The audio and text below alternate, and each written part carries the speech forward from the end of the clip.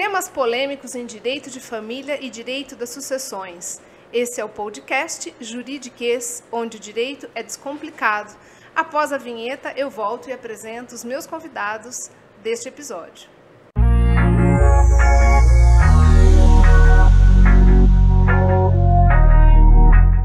No episódio de hoje, nós vamos tratar de umas questões muito interessantes e que normalmente geram dúvidas, geram questionamentos por parte das pessoas que estão o tempo todo sujeitas às questões de direito de família e sucessões. Para tratarmos desse assunto, eu trouxe meus convidados especiais desse episódio, primeiramente o Dr. Heitor Vieira Neto, advogado, especialista em processo civil, com ênfase em direito empresarial, administrador de empresas, advogado militante e o responsável pelo escritório Vieira Neto.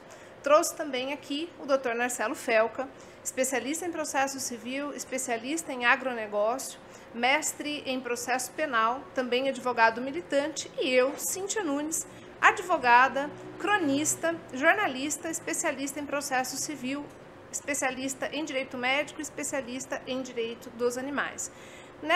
Primeiramente vou cumprimentar os meus convidados, é um prazer tê-los aqui, esse é um bate-papo. Nós vamos tratar de umas questões muito interessantes e que acabam servindo para que as pessoas em geral possam se esclarecer sobre temas de muita relevância. O primeiro tema que eu jogo aqui para o nosso bate-papo é no que diz respeito ao direito de família.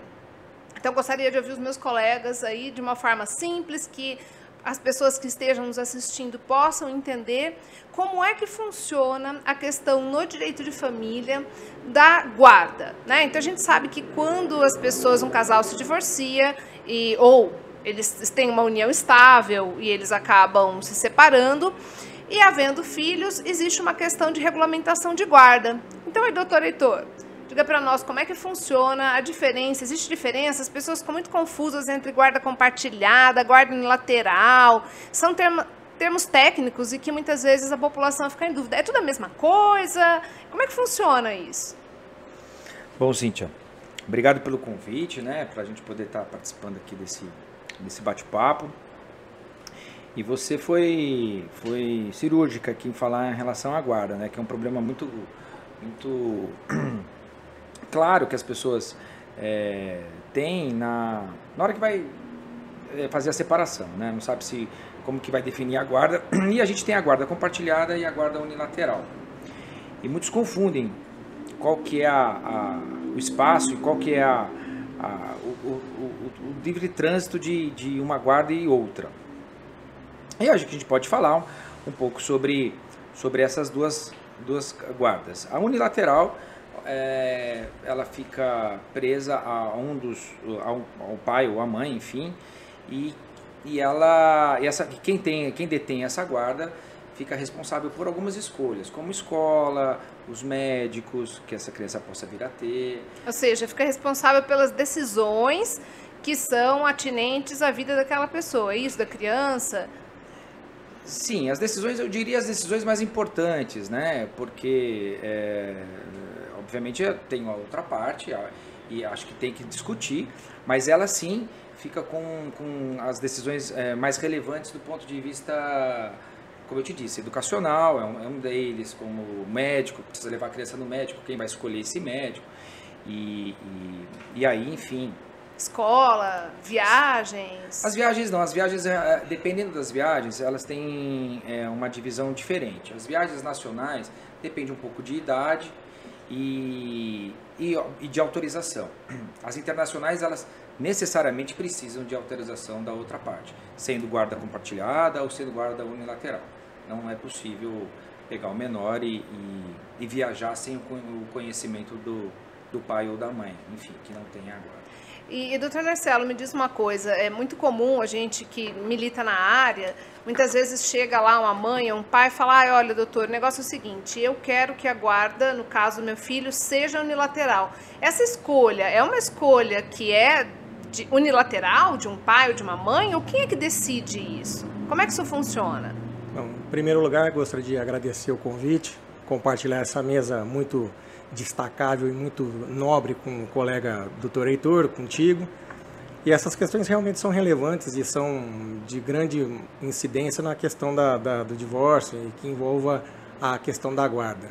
Efetivamente, hoje a gente tem como regra a situação de que a guarda seja compartilhada. Muito raramente a gente vê uma guarda que seja unilateral. O querer hoje não é mais uma incidência nessa situação, salvo se a gente tiver evidentes condições de ocorrências graves que aí demandam sim uma melhor verificação do que é o bem-estar do menor. Então, direcionando essa situação, hoje o Poder Judiciário tem como regra a ocorrência e a incidência da guarda que ela venha a ser compartilhada. Essa questão de guarda unilateral precisa de questões que sejam graves, que sejam evidentemente comprovadas, para que então, para melhor situação do menor frente àquela separação, se escolha qual a melhor situação, se deixar com o pai, se deixar com a mãe. Mas em todo momento a gente sabe que e é bom esclarecer isso para quem está nos assistindo, nos ouvindo, é importante que saiba que se um casal de comum acordo acordar que a guarda vai ser unilateral de um dos dois, o juiz também não coloca óbice, né? Aí só regulamenta a visitação, é isso, doutor Heitor? Mais ou menos. O casal pode até entrar num acordo em relação à guarda, mas o Ministério Público tem que participar, tem que concordar com aquilo. Obviamente ele vai fazer uma análise dos quesitos, o porquê que aquele casal está decidindo dessa forma, e com o aval do Ministério Público e a concordância do juiz, aí sim a guarda pode ser estipulada como unilateral. Tá? Então é importante que a gente esclareça que a guarda unilateral, ela não se confunde também com uma outra espécie de guarda, que é a guarda alternada, né? As pessoas muitas vezes fazem confusão e a gente vê no dia a dia, na advocacia, que eventualmente chega lá um pai, uma mãe e falam assim, olha, eu quero que fique 15 dias comigo, 15 dias com outro, e acham que isso é guarda compartilhada, né? Há uma confusão. Aí, nossa, como é que a criança vai ficar morando 15 dias na casa de um, morando 15 dias na casa do outro? E é importante que se saiba que não funciona dessa forma. Ser compartilhada, como o doutor Heitor disse aqui para nós, é compartilhar decisões, responsabilidades, direitos e deveres, e não somente uma questão de saber com quem fica a custódia física. Importante, né, que a gente faça essa distinção. A custódia física é uma coisa. Então, por exemplo, a custódia física pode estar comigo, a criança pode residir comigo, e ainda assim eu posso ter a guarda compartilhada com o pai. É isso, doutor Marcelo? Sim. Lembrando também que a questão da imposição da guarda é apenas um norte para que os pais possam se direcionar. O que eles vão decidir sobre essas questões fica a critério deles, afinal são maiores, são capazes, têm a capacidade evidente de poder buscar melhor o que é de melhor para o filho. Então é apenas um norte nesse sentido, para que as partes possam então se direcionar e, no caso de haver alguma discussão a respeito, então se utilizar do documento para que se possa então voltar aos trilhos aquilo que se perdeu. As pessoas ficam bem, na nossa prática, a gente vê que muitas vezes o casal fala, mas eu tenho que seguir exatamente a rigor o que está no papel? Então, como regra, sim, exceto se houver um consenso entre eles, né, doutor Heitor?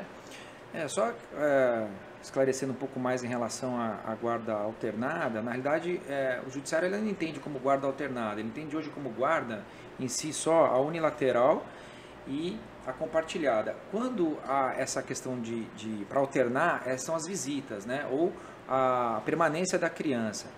Então, obviamente em cima de critérios, principalmente de distância entre pais e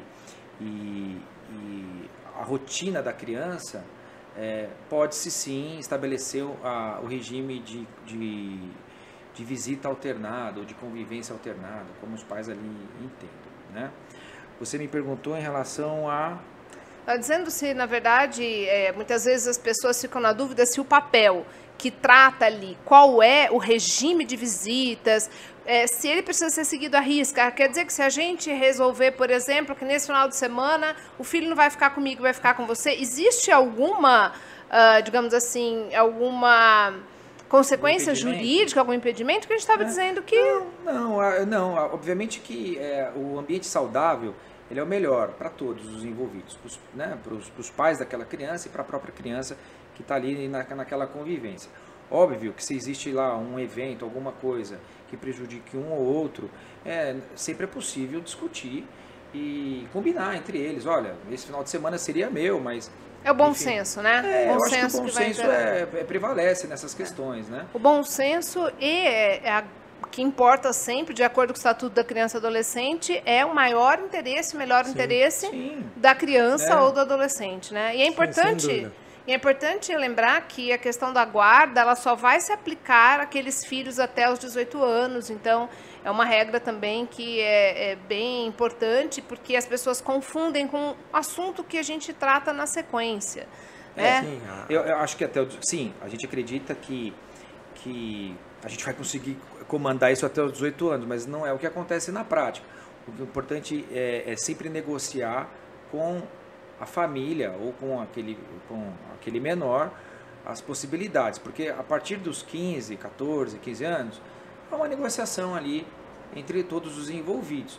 Óbvio que se de repente houver algum problema mais grave, uma situação que haja uma intransigência ou que a coisa fique mais difícil de administrar, prevalece o que foi acordado, busca-se a ata, leia e aí segue amparado pelo judiciário, né? Mas sempre que puder evitar isso, conversar com os advogados, conversar com as partes envolvidas e tentar entrar num bom senso, como foi dito, todos saem ganhando. Essa que é a grande verdade. Exatamente, porque a gente está aqui falando de uma questão, né, doutor Marcelo, que envolvendo a priori um acordo, mas nem sempre as questões de guarda, infelizmente, elas são resolvidas no acordo. Muitas vezes isso vai para o Poder Judiciário, que acaba tendo que decidir. Nesses casos, como o doutor bem nos lembrou, a regra hoje acaba sendo a guarda compartilhada. Por isso que a gente diz, é uma coisa importante de esclarecer o público leigo que estiver nos ouvindo. E lembrando que nosso propósito aqui nessa mesa de discussões é realmente descomplicar temas que muitas vezes geram uma certa dificuldade de entendimento para o público leigo.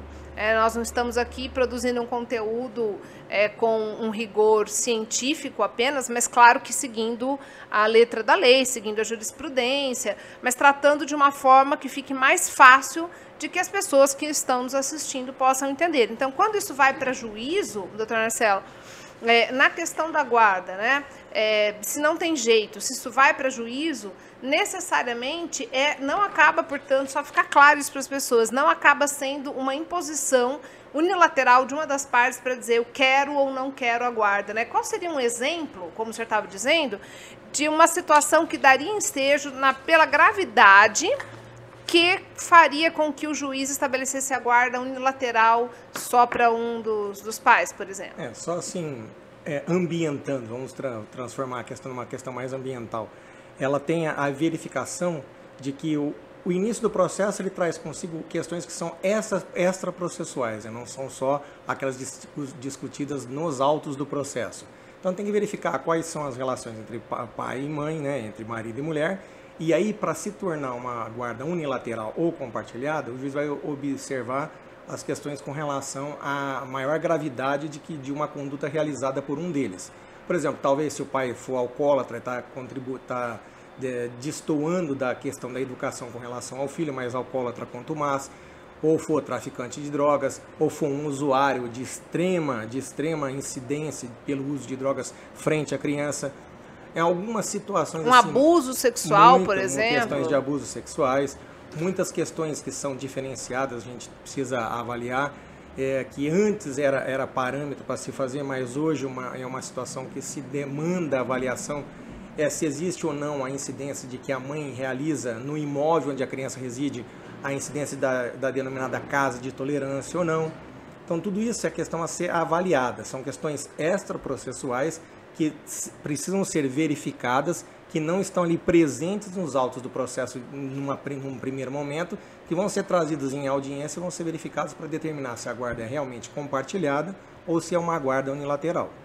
Ótimo. Então, fechamos aqui essa primeira temática e vamos partir para o segundo tópico desta nossa mesa de discussões. Um assunto importante para a gente tratar aqui, nós vamos tratar daqui a pouquinho, é sobre a questão dos alimentos, né? É um outro fator. A gente vai dar um breakzinho aqui rapidinho e voltamos para tratar do tema dos alimentos. Ótimo.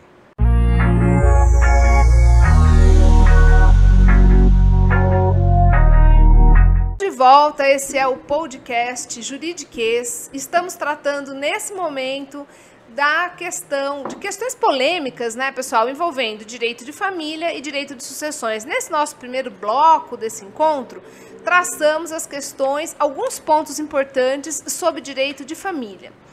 Um outro aspecto agora para a gente tratar, que realmente gera muita confusão, a gente sabe assim que isso, se a gente estivesse aqui numa mesa de boteco, as conversas sairiam com os casos práticos mais absurdos e mais surreais, porque realmente é um tema muito discutido, tanto na vida prática quanto academicamente, que é a questão dos alimentos.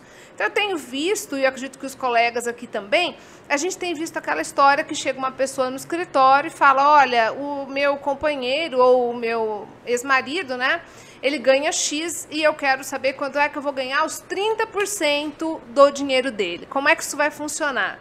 E a gente precisa tratar um pouco disso, né? Que essa questão não é assim, gente. Não é vou ganhar 30% do dinheiro do outro. É importante que vocês que estão nos assistindo sejam esclarecidos a respeito disso. Existe uma questão que os 30% tem aí no direito como um teto, né? Mas a gente vai ver que esse teto também não é absoluto. Então, vou começar para tratar desse assunto. Vou perguntar primeiramente aqui para o Dr. Narcelo, que já apresentei no início do nosso podcast, sobre como é que funciona essa questão, primeiramente, dos alimentos, doutor Narcelo. Existe realmente um teto ou, excepcionalmente, esses 30% podem ser ultrapassados? Bom, o que tem de verificação na questão legal é que existe um entendimento jurisprudencial dizendo sobre a determinação de até 30% do valor que é verificado de quem tem que pagar a pensão. Então, nesses termos, que surgiu talvez a lenda urbana de que são 30% que eu vou tirar, desses 30% eu consigo fazer o que eu bem entender, eu consigo cuidar da criança, consigo pagar meu aluguel e tal, e o aluguel está envolvido também na relação. Financiar meu veículo. Tudo, né? Tudo que for envolvido, que seja de bem-estar, e a manutenção. Pagar minha yoga? Isso, que existe da manutenção. Agora eu vou fazer inglês. Status, né, qual que ela vivia anteriormente, é uma situação em que é verificável para o entendimento dessas pessoas. Na realidade, existe esse posicionamento jurisprudencial que fala que são até 30% do ganho daquele que tem que pagar alimentos. Só que nisso existe uma determinação legal em que se verifica a necessidade de um e a possibilidade do outro. Ou seja, a necessidade de quem está requerendo e a possibilidade de quem vai pagar. Se existir esse binômio for verificado e for aceito pela relação, é possível. Por quê? Porque se um necessita e o outro não pode, infelizmente não há o que se fazer. Vamos imaginar que a criança necessita de 10% do montante que o pai estava recebendo. Mas o pai, por conta do Covid, acabou sendo acometido do Covid e se encontra internado já há mais de 45 dias e não consegue pagar. Então, infelizmente, nesses casos, a gente tem a necessidade de um e a não possibilidade do outro. Nesses termos, a gente tem que verificar e fazer a devida adequação. Então, existe um equilíbrio que precisa ser necessário entre essas duas condições. Sempre tem que ocorrer. Então, por exemplo, se eu tenho um filho com um exemplo muito comum que se dá, eu tenho um filho com um jogador de futebol, e aí ele ganha lá, sei lá, 1 milhão. Eu falo, 30% para o meu filho.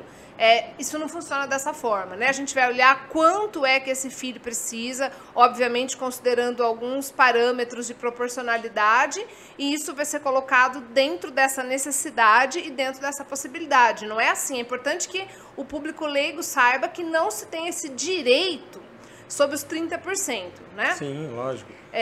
E também, né, doutor Heitor, a gente tem uma outra situação que muitas vezes as pessoas confundem, né? A gente tem uma questão que a gente pode tratar aqui já no meio dessa discussão, que nós temos alimentos devidos para o cônjuge, eventualmente, e alimentos devidos para os filhos. Nesse caso, a regra de necessidade e possibilidade, ela é sempre a mesma, seja devido para os filhos ou devido para o cônjuge, mas nem sempre o cônjuge tem direito a alimentos, né? Diferente dos filhos, que basta ser filho que tem direito a alimentos.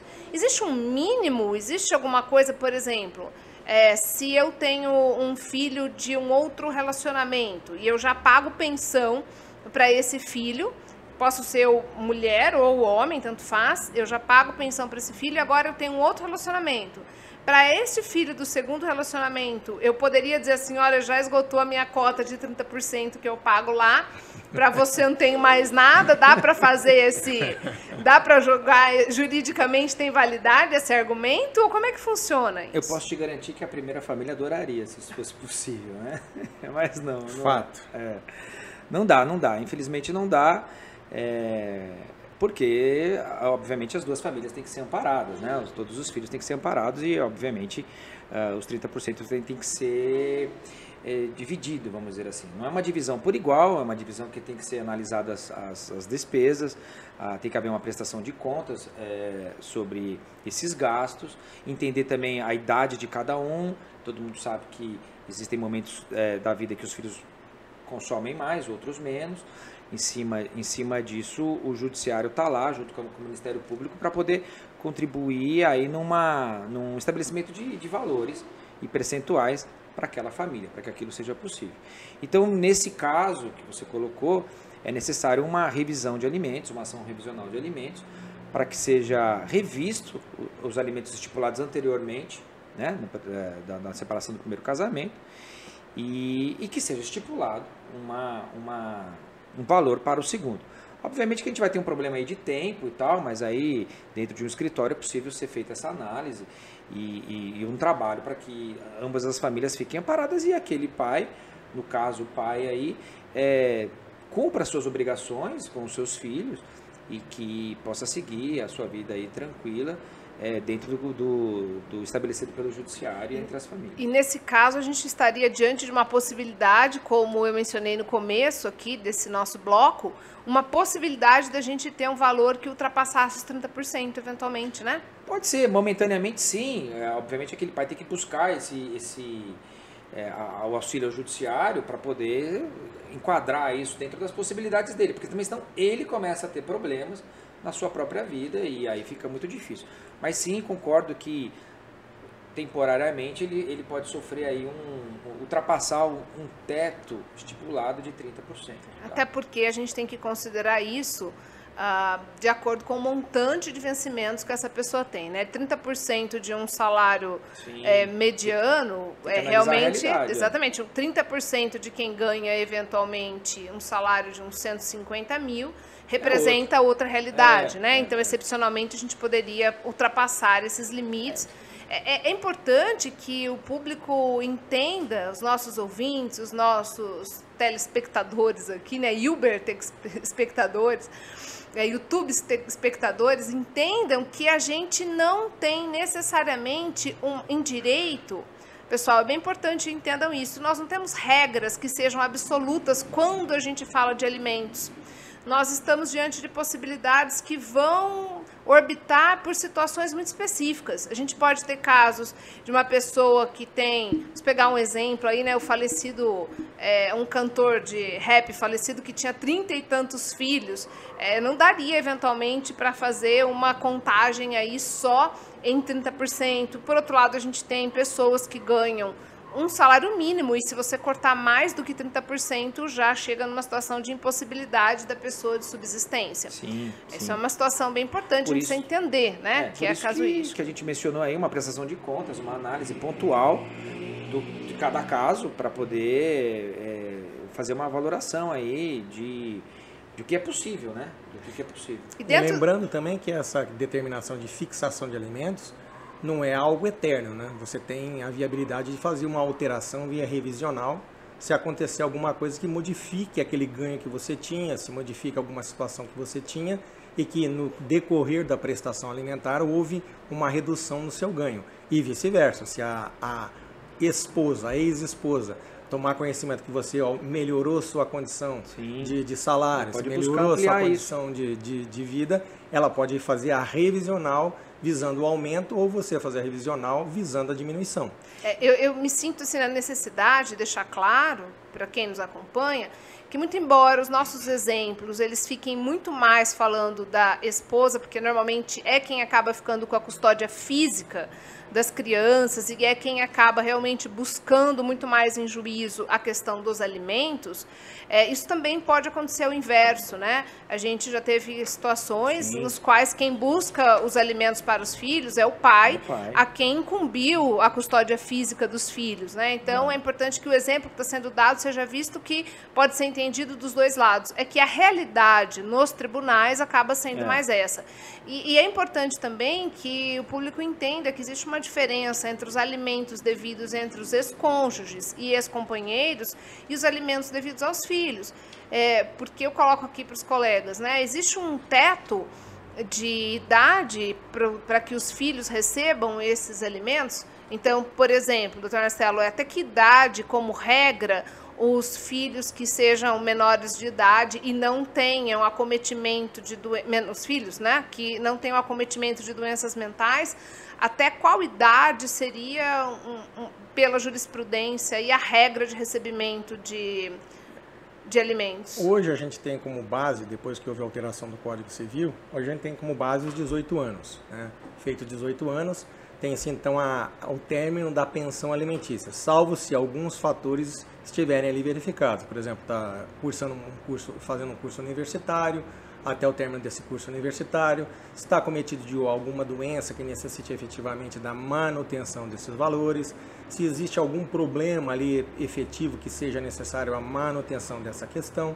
Então hoje, como base com essa alteração, os 18 anos seria o teto, o momento ali em que se teria como termo aquela cessação com relação à pensão.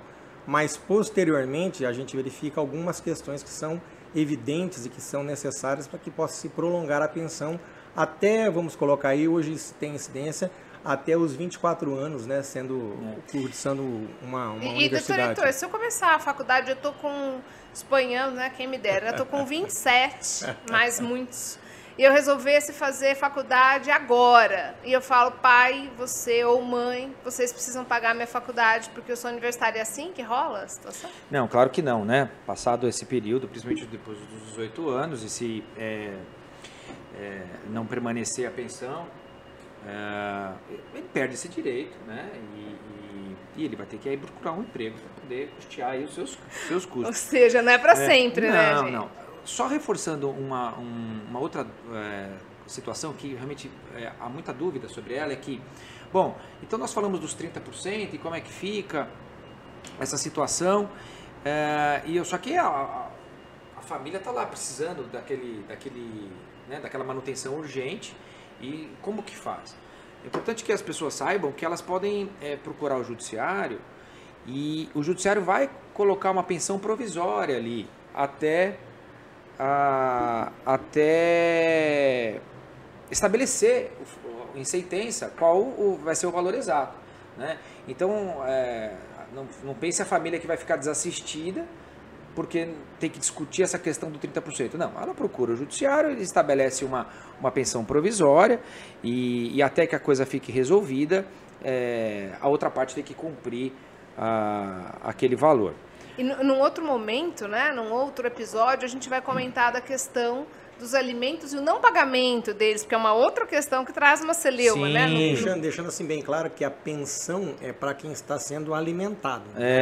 A pensão não é para que a esposa, a mãe também verificar, vou ganhar valores que vou fazer a minha manutenção. Ou, pessoal, vou sempre puxar a orelha dos meus colegas aqui, ou o marido, tá? Porque a pensão pode ser dos dois lados. Então, claro. Importante a gente deixar isso bem claro. O que nós estamos falando aqui é para as duas partes. Né? Quem está assistindo se coloca naquela posição e fala, bom, acho que eu me encaixo aí nessa necessidade. Então, sem problema.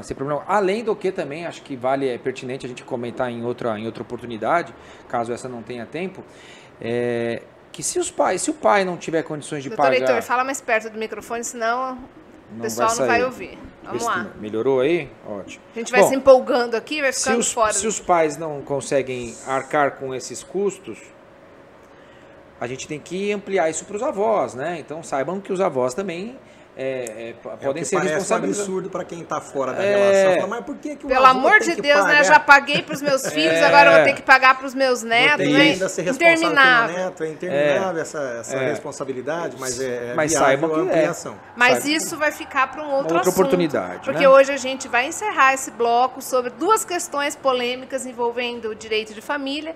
A gente vai dar um breakzinho, voltamos daqui a pouco, quando vamos tratar de questões polêmicas sobre o direito das sucessões. Você fica aí, não vai embora não, a gente volta já já.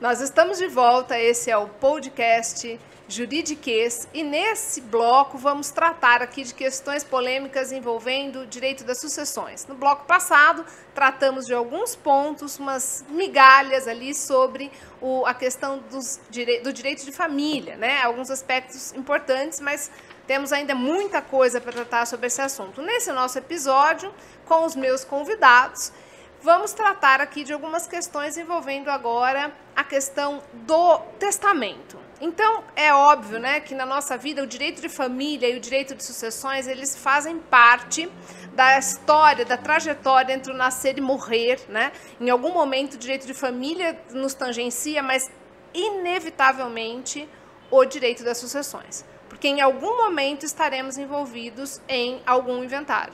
Seja dos nossos entes queridos, seja de nossos entes nem tão queridos também, eventualmente, e o final, né, de tudo no nosso próprio, né, mas esse fica para quem sobrar e vai ser uma responsabilidade que não nos pertence. É uma questão importante, quando a gente fala então de morrer é algo que é tão natural quanto nascer, mas vira um tabu. E no Brasil, a gente não tem um hábito de fazer, por exemplo, um testamento, né? Então, a gente não tem o hábito de fazer um testamento. Aqui que os meus colegas atribuem, assim, por que no Brasil a gente não faz? Vamos falar um pouquinho quais são as vantagens de se fazer um testamento, para depois a gente tratar algumas questões sobre o inventário, né? Então, vamos lá. Quem quer começar a tratar aí sobre quais são, por que vocês acham que no Brasil pouco se faz testamento? Porque todo mundo tem medo da morte. Exatamente, é um tabu. Basicamente é isso. É um tabu, realmente. É um tabu. Ninguém E quer outra, discutir. você transmitir o seu bem, você com sã consciência que você que vai tá ter que abrir transmitindo. mão. Não, peraí, calma. Não tô morrendo ainda, né? Não, eu nem sei abrir- se eu vou ter isso quando eu morrer. se você vai poder ter Há uma acesso. resistência. Como em outros países, não. Por exemplo, nos Estados Unidos é um cultural. país que é cultural. É cultural. Aqui no Brasil, as pessoas ficam com receio. Uma vez eu virei para minha sobrinha e falei assim, olha, o dia que a tia morrer, vou deixar para você essa joia. Ela virou para mim assim, então me dá agora. Eu falei, não, agora eu não morri, também não vou deixar mais nada. Já fiquei muito pé da vida com aquilo, então realmente existe um tabu, né? A gente tem esse medo. Parece que se eu fiz o testamento, meu Deus, acho que eu vou morrer amanhã. Você tá fazendo Mas testamento falta tem um prazo determinado para a sua morte. Né? Falta de informação, porque se a pessoa souber que ela pode fazer um testamento, depois ela pode sobrepor esse testamento a uma outra vontade, e assim sucessivamente, quantas vezes ela quiser, já alivia, né? Já fala, opa, peraí, então eu posso mudar? Posso desistir do testamento? Posso desistir? E outra também, os custos, né? Os custos, eles não são tão altos quanto a pessoa imagina, peraí, então eu vou abrir mão do meu patrimônio, eu vou enviar o meu patrimônio, ou direcionar o meu patrimônio, quanto isso vai me custar? É um trabalho de cartório, basicamente. E não tá abrindo mão de nada, né, gente? Não, no Só momento, não pode contar pro familiar. não pode contar, tem que ficar esperto com o que vai beber depois disso, né? O que tem nessa xícara agora. O agora. familiar não foi muito afeto a você, é capaz ele já te ajudar no direcionamento para ver a sua viagem. Maturidade emocional e não só emocional, mas também de cultural. Exatamente. De como lidar com isso. Porque muitas das vezes a pessoa não toma essas atitudes em vida e aí sim o patrimônio dela acaba indo para mãos que ela às vezes nem imaginava. Entendeu? Exatamente. E aí os que ficam digam, putz, jamais ele poderia ter feito isso, ou permitido isso, ou ele imaginaria que isso aconteceria. Ainda mais se a pessoa não tem filhos, por exemplo. Aí se a pessoa não tem herdeiros necessários, vai acabar nas mãos de eventualmente quem ela nem imagina, sem nenhum conhece. relacionamento. Existe uma questão, mas a gente vai deixá-los com vontade, um gostinho de quero mais, para a gente tratar numa outra vez, se é possível a gente deixar um testamento para um animal de estimação, que é uma coisa que eu acredito, muita gente em outros países pode fazer. Aqui no Brasil fica para uma outra conversa, mas aqui, quais seriam as vantagens, portanto, da gente fazer um testamento? Primeiro, o doutor Heitor já disse, o preço não é o que as pessoas imaginam, consulte o advogado da sua confiança para saber como é que isso funciona, mas não é o valor que as pessoas eventualmente imaginam, né? Mas qual seria uma outra vantagem, doutor Marcelo, para que a pessoa fizesse um testamento? Assim? A vantagem talvez seria, uma delas, né, seria evitar que os seus familiares entrassem em qualquer discussão com relação ao bem que era direcionado a cada um deles, qual a porcentagem, qual é o que ficou direcionado, se aquilo me pertence ou aquilo não me pertence, já ficar parcialmente já tudo determinado e direcionando as porcentagens a cada um, para que então cada um possa de maneira tranquila verificar e sobre ela já se avaliar e ter posterior à sua propriedade. Essa é uma questão muito importante e é por isso que é necessário que o testamento seja feito com o auxílio de um profissional. Por quê? Porque não são todas as pessoas que podem dispor de forma livre de todos os seus bens. Vai depender, né, Heitor? Isso, existem limites, né? A lei determina alguns limites, porque senão haveria uma descompensação aí em relação aos filhos, por exemplo. Então, seguindo algumas regras que a lei nos obriga a seguir, para que haja uma tranquilidade na divisão e que também não haja uma impugnação desse testamento. Venha ser anulado depois. Exato, né? Para que não haja uma discussão no judiciário sobre aquela sua vontade. Então, é sempre importante fazer esse testamento com acompanhamento técnico e dentro dos limites, óbvio. Mas o importante é que as pessoas precisam saber que realmente existe uma margem muito grande para que elas possam direcionar o patrimônio delas. De acordo com o que a própria vontade. Deles. De repente ela teve uma pessoa que trabalhou com ela lá há muitos anos e ela entende que tem que ser grata para aquela pessoa. Ela pode ir lá dar uma parte do patrimônio dela para aquela pessoa sem que ninguém possa discutir, questionar algum filho, a esposa em si ou o marido. Então existe essa possibilidade, as pessoas precisam buscar isso, porque há uma série de vantagens. O tempo processual, né, é uma delas que o doutor Marcelo... Há inventários que a gente sabe que estão em curso há décadas. Sim. Um testamento, é claro que um testamento pode ser questionado, mas se ele for bem estruturado, bem feito, isso vai diminuir. E não menos que isso, por exemplo, um inventário que ficou há décadas, ele tem um custo operacional altíssimo. E muitas das vezes, no fim do curso daquele processo, quando houver a sentença, o patrimônio a ser discutido, às vezes nem existe mais.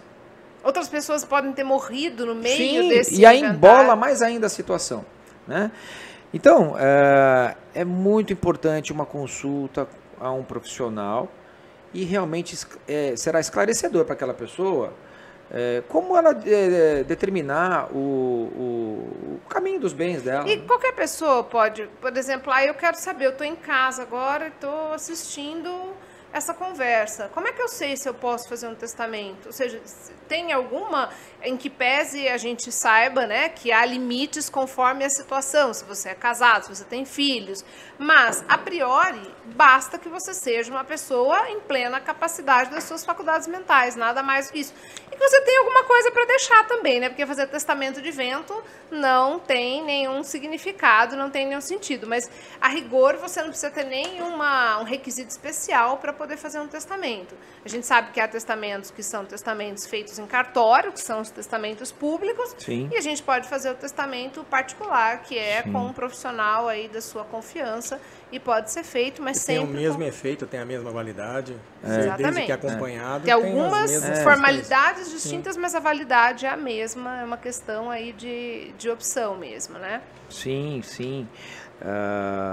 A questão da idade também é importante a gente colocar que, por mais que você tenha uma idade avançada... Isso é uma coisa bem importante. Eu tenho 90 anos, eu posso fazer um testamento? Pode fazer um testamento. Obviamente que acompanhado de um outro profissional, um médico que possa testar a sua saúde mental. Por quê? Porque são questões que virão à tona numa eventual... Que é muito comum, né? Porque vai dizer que ele não estava na faculdade mental dele, na plena faculdade mental, e que tinha que analisar. E não, se tiver lá, antecedendo esse testamento, um relatório médico dizendo que aquela pessoa tem condições de decidir o destino do seu patrimônio, isso cessa qualquer discussão futura. Idade avançada não é sinônimo de insanidade ou de incapacidade. Exatamente. Mas realmente, juridicamente, é um risco muito maior de que isso seja questionado depois em juízo. Pelos herdeiros, sim. Pelos Aquele herdeiros. que se desagrade com as decisões, aquele ele vai que não contestar. vai receber o que ele quer, né? Isso a gente vê que é muito comum, sobretudo quando essas pessoas contraem um segundo relacionamento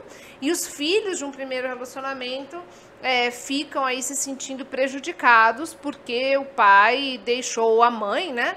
Que seja, acabaram deixando o patrimônio para o atual companheiro. Que é importante dizer que não se pode excluir os filhos, a não ser que haja algo, efetivamente, o Instituto da Deserdação, que é algo assim muito específico, e a gente pode dar um exemplo, como se eu tentasse matar o meu pai, por exemplo, ou deixasse sem assistência nenhuma, passando necessidades, mas não sendo nada disso.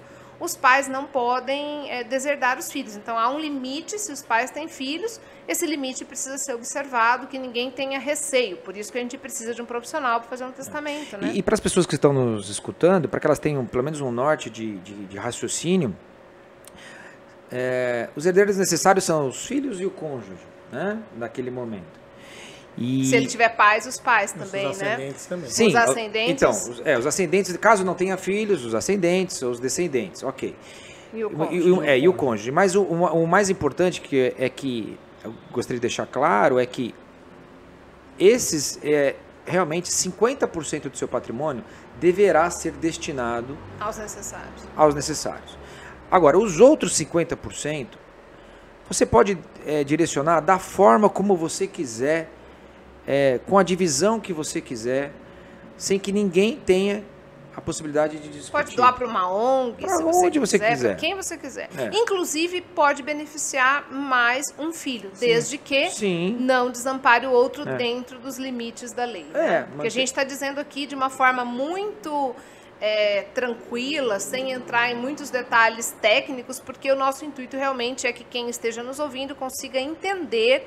Por isso o nosso podcast é o Juridiquês, né? Não Juridiquês tudo junto, onde você tem uma linguagem mais confusa. O nosso intuito é exatamente quebrar o juridiquês. Por isso o Juridiquês quebrado, separado, é trazermos as questões que são questões importantes, mas que possam ser acessíveis para quem está nos acompanhando. Né? Esse é o nosso objetivo aqui nesse nosso podcast.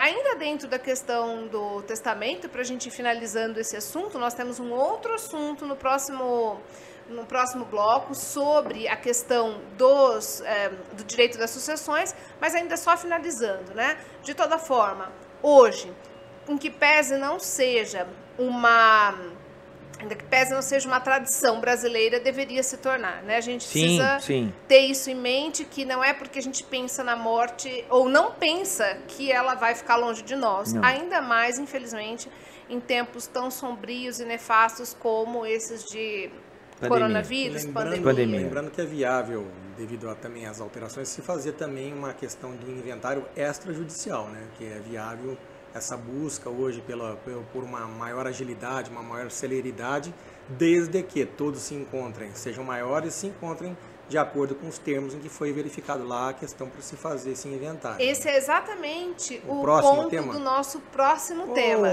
Mas então, eu adiantei já o ponto. O nosso tema, vamos fechar aqui o nosso tema de testamento, e vamos passar na sequência, depois de um rápido break, vamos passar para a análise do inventário. Quais são os benefícios de nós termos ou não um inventário extrajudicial? O senhor está acelerado e acabou passando aqui na nossa frente. Mas vocês fiquem aí, a gente volta daqui a pouquinho. Dá um breakzinho só, é o tempo de um café. A gente volta já.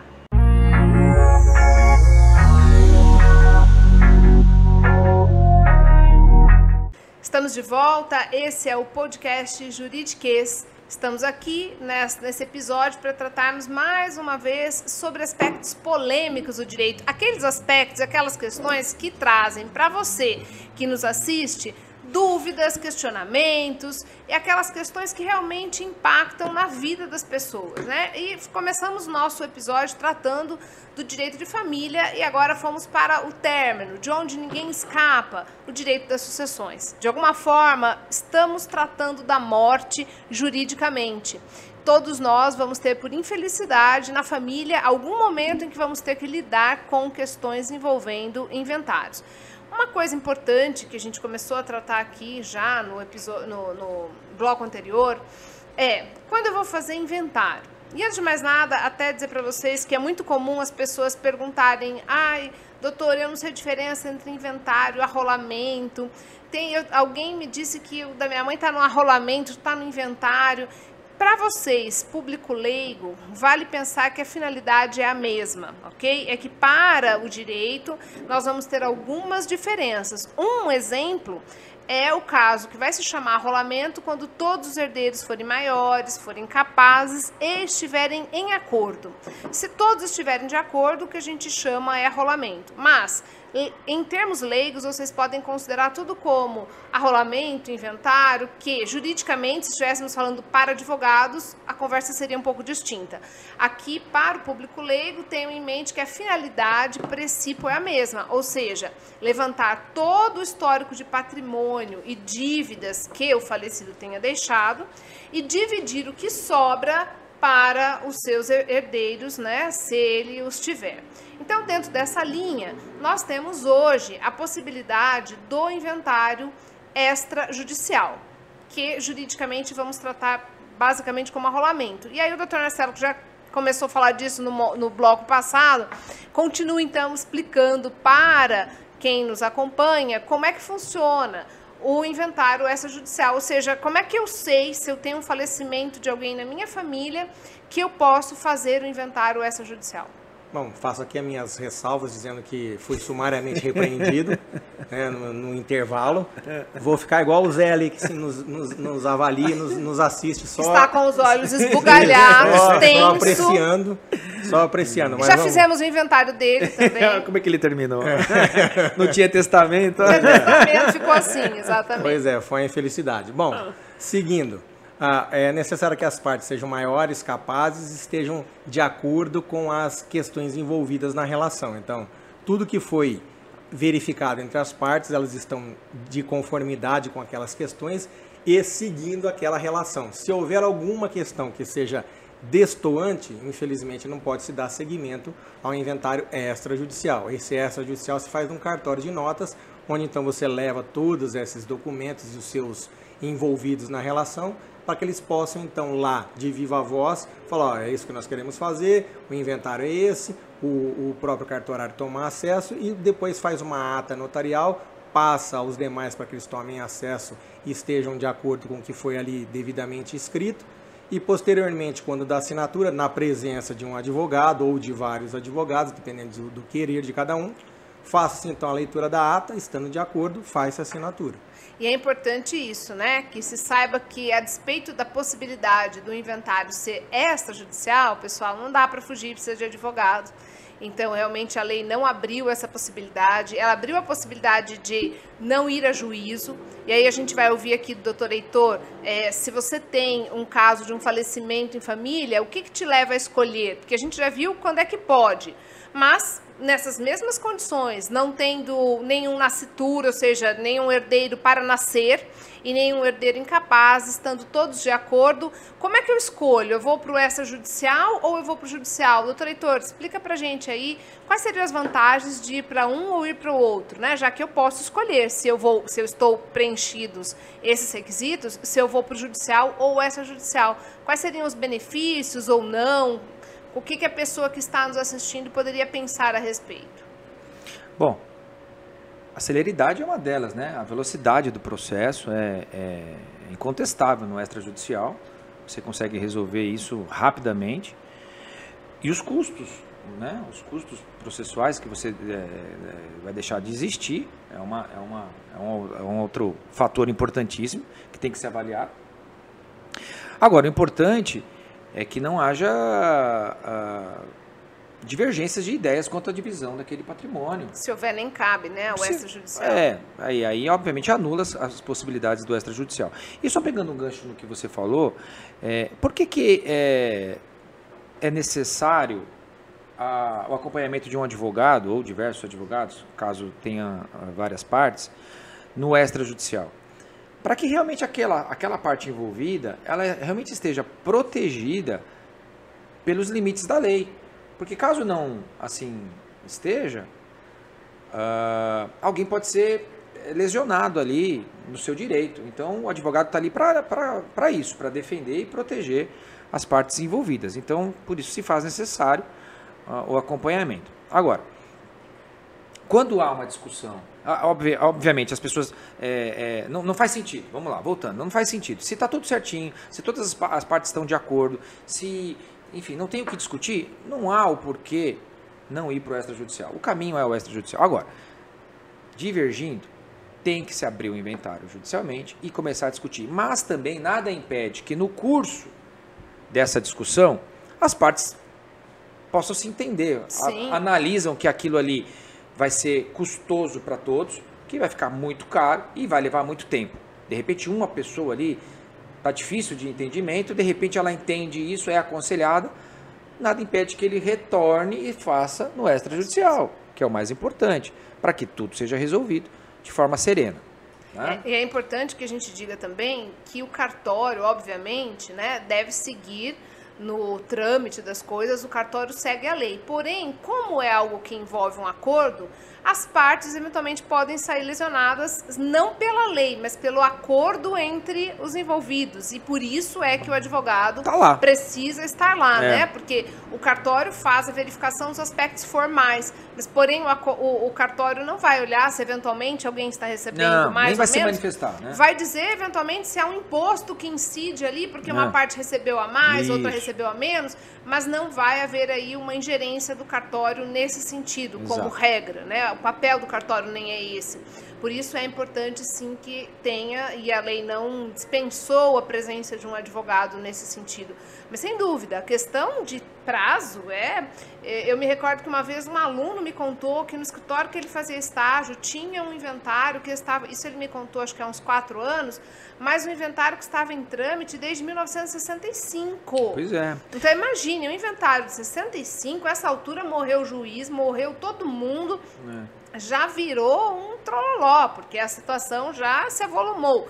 E realmente, o custo também que pese o advogado, como regra, tem aí um parâmetro que é inventário, e ele vai levar em conta também quanto tempo ele vai envolver de trabalho, e a gente tem casos de inventários extrajudiciais que dentro de um mês está tudo pronto. Sim. Em comparação com inventários judiciais amigáveis, em que a gente tem aí 2, 3 anos fácil, né? Então, realmente, a celeridade é, sem dúvida, nesse sentido, o fator mais importante. Em termos de custas, meio que elas se equivalem, né? Mas, na prática, a diferença entre o que vai ser empenhado de esforço e mesmo o trabalho do advogado para um e para outro vai fazer a diferença entre veja bem, os custos, obviamente, de impostos... esses não tem como você melhorar, faz parte.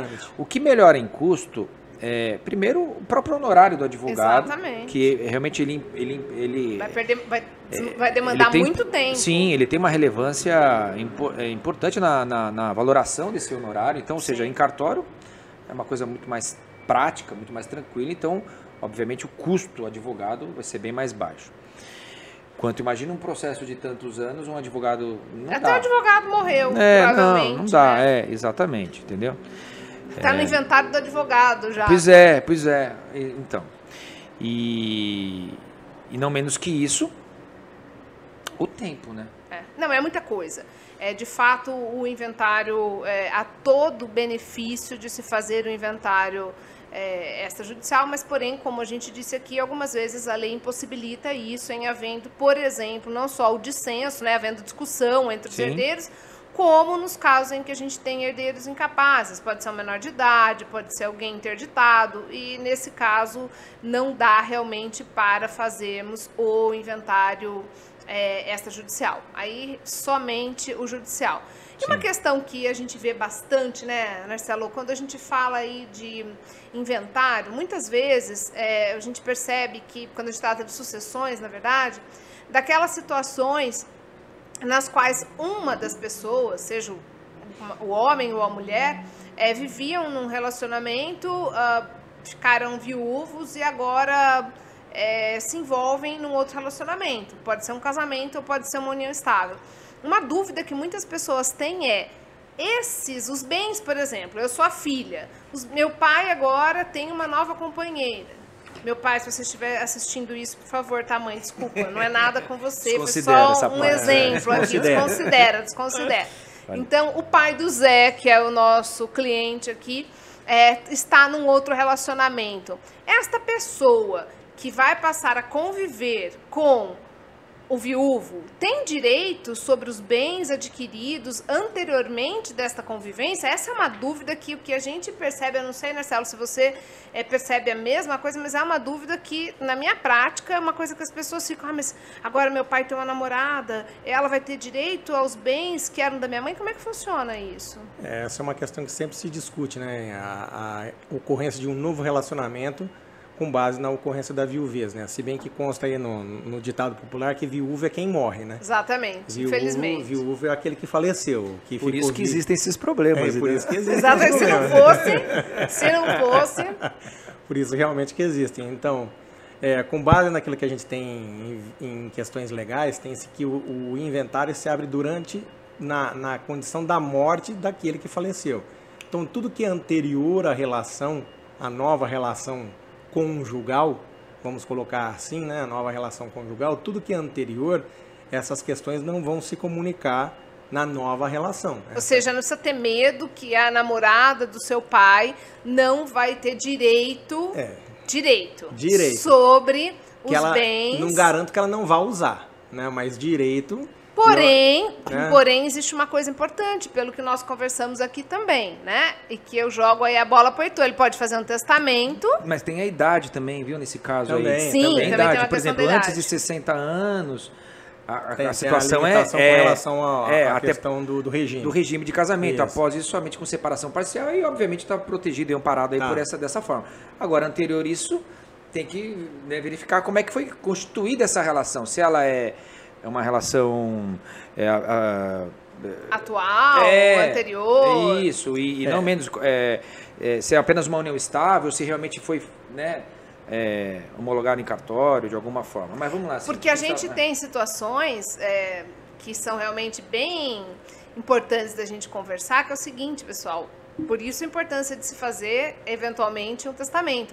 Porque você, mesmo diante de um novo relacionamento, pode ter uma parte do seu patrimônio que você pode deixar por testamento para o seu novo companheiro, para a sua nova companheira. É importante, eu sinto a necessidade de dizer isso, que embora o nosso tom aqui um pouco mais jocoso, mas que os novos relacionamentos, eles são muito bem-vindos para as pessoas que finalizaram relacionamentos anteriores, e não é porque uma pessoa chegou agora e que ela está de olho no patrimônio deixado. Isso também existe um certo preconceito em relação a isso, por isso o testamento pode não deixar desamparado esse novo companheiro, essa nova companheira, regulamentando aí de forma a não prejudicar o interesse de ninguém. Sim, né? A parte disponível ele pode doar a essa pessoa. Exatamente. Sem nenhum problema. Sem macular os direitos Sim.